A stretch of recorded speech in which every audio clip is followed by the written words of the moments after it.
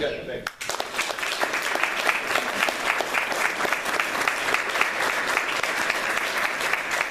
Phenomenal that we have this many people on our first day. It's rainy outside. We chose to do it early in the morning so you guys can get back to work quickly. I'm Marion Miller. I started a business 2.5 years ago. It's only marketing and advertising and website design company that's all naturally grown here in Hopkins County called Complete Marketing Resources. So I've had my head down learning new things, changing things up, and going after my opportunities. And I thought, this is something I'll step back away from, my stuff in my time frame, and I'm going to donate every single Wednesday. I will be here, except for 1 week that you're going to go horseback riding, because this is a great opportunity to network and to find out about what businesses are here in Hopkins County and in this regional area. And it's also a good way for us to promote ourselves as entrepreneurs, to get new ideas and grow and stuff. Jenny has the most amazing coffee shop that you've ever seen. It's in downtown Madisonville. It's very slick. You feel like you're in downtown New York City, basically. She has great products. She does catering and some other things, and I'm very, very pleased to be able to introduce her as the second person that's going to present at Hopkins County 1 Million Cups.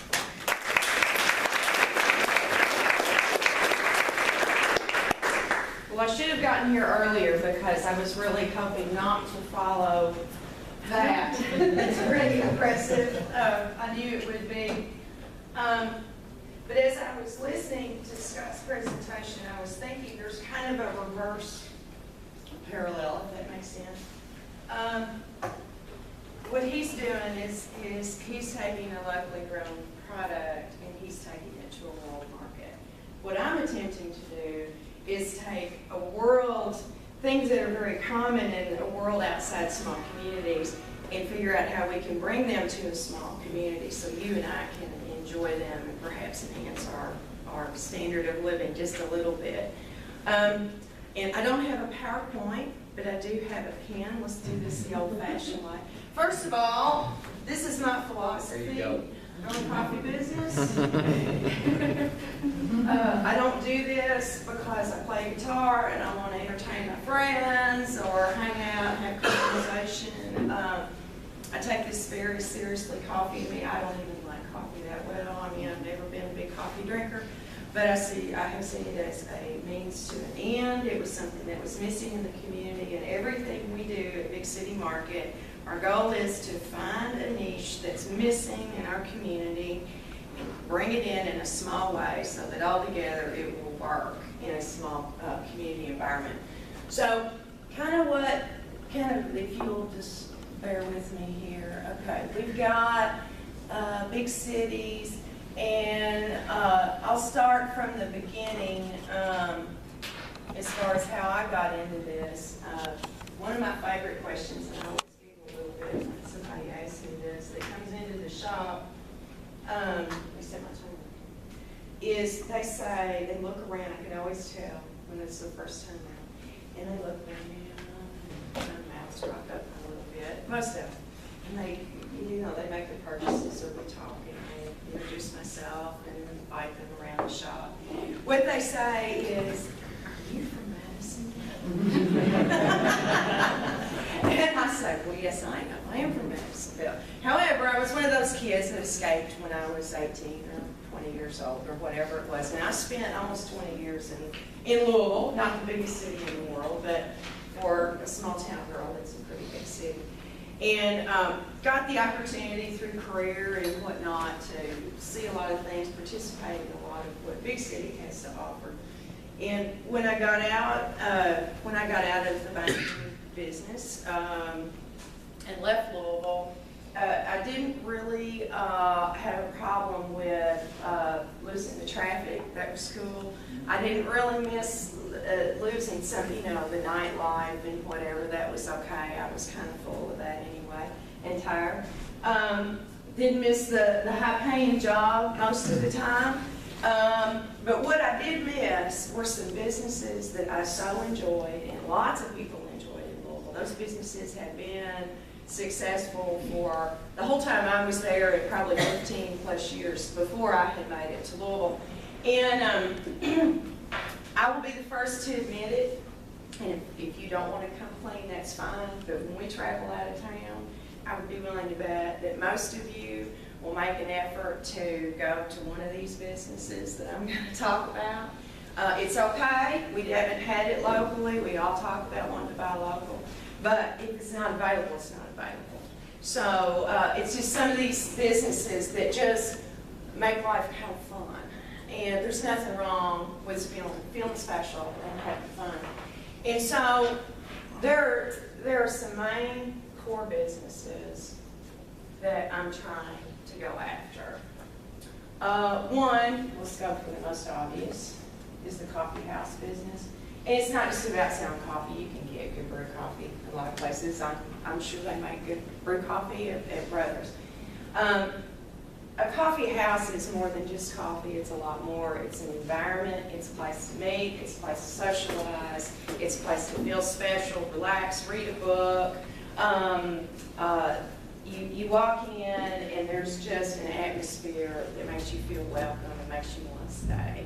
We have some very regular customers that come and do that same thing. Mary Lou has a meeting periodically, and she and I guess 4 other ladies, they all meet and have a good time. We have others that have meetings there. The second business is, I'm a foodie, and I'm a tough critic when it comes to food. Specialty foods, and I had a place in Louisville called Lots of Positives. It's the most awesome little international grocery store, and you can get everything from 10 different types of olives to they make gourmet cheese spreads, great bread, little bit of everything there. Really fun. If you're having a party, you can walk in there, you can get everything you need other than booze and walk out, and you're good. They also had a lot of takeout items, like they would make fresh pasta, lasagna, things you could take home, put it in the oven, make yourself, but it would be a quality from scratch product. What else? Retail. If you're in Louisville and have the opportunity, I sent Barbie there. There's a place called Butchertown Market that I dearly loved. In fact, that's where I came across my chocolate company, which is Cellar Door Chocolates. It's a female-owned company out of Louisville. This girl is not more than, I'm a colored girl because I'm almost 50. She's 35 probably, and she's built herself quite a company. But in the Butchertown Market, there's all sorts of different retail operations under one roof, and they all work together in this cohesive whole. It's kind of like a mall, but on a much smaller scale and more integrated scale. And you just walk from one thing, one type of product to another, and even though they're individual businesses, they feel like one business. And that's kind of what got me to thinking about Big City and our concept. Deli and bakery. You can get some great baked goods around here at places other than the big city. My concept of this, and we are currently, my husband as we speak is building out my kitchen. We're going to be opening a deli hopefully within 4 weeks or so. We're working on it now. And there'll be nothing fried. We won't have barbecue. There are people that make barbecue around here, and they do a very good job. There's no need for me to do it. I'm not going to make a hamburger. You can get a hamburger. I'm not going to make a burrito. Lord knows we've got many burritos in this town. But what we are going to have, fresh sandwiches, great meat, great bread, great cheese. We're going to have homemade chicken salad. We're going to have fresh sides, hopefully, as much as possible. We'll make salads made from locally grown vegetables, fresh herbs. We'll do cold and hot sandwiches. We'll do by the pound, where you can take, like our chicken salad, by a pound and take it home. But my philosophy is that all these businesses, in standing alone, they work very well in larger communities. You've got a much different demographic base and a much greater population to choose from. In a small town, really not one of these businesses alone would work. You're not going to be able to generate enough money for them to stand alone. So my philosophy is, in the model that I'm trying to create for a small town environment, which we possibly might look at taking to another town. I've had some interest by an investor in Bardstown. It'd be a great, great, great town for this concept. Is to take small pieces of each one of these highly successful businesses from big cities and scale them down to where under one roof, as part of one concept, they will work and they will generate sufficient income and employ people and pay taxes and give you and I the opportunity, if even on a small scale, to get some of those things at home that we search for when we go out of town. So maybe you'll stop by and buy your olives from me instead of going to Fresh Market. They say mine are better. So that's my questions. Jenny, I think you've done a beautiful job.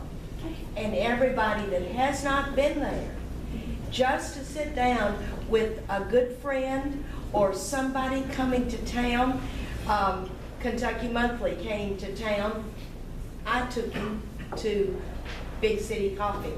And we had a nice little interview, a nice place to visit. Girlfriends meet there to chat, but you should make an effort to bring somebody in there to see what she's got, because it's fantastic, and I can't wait for the deli. Thank you. Me too. And I would just like to second that. I brought a friend of mine from New Jersey. I mean, she can look across the river at New York City, and she said, my gosh, Sharon, and this was right after, not too long after Jenny had gotten up and running, not even at this stage.